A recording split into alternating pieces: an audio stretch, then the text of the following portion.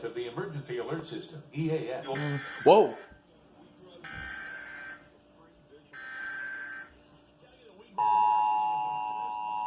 Okay, they can't do that. This is a fail right here. It's literally looping the radio station. Test of the broadcast stations of your area. Equipment that can quickly warn you during emergencies is being tested. If this had been an actual emergency, such as a tornado or flash flood or a civil emergency warning, official messages would have followed the alert tone. This concludes this test of the emergency alert system. It's literally looping the radio station over it. Why? This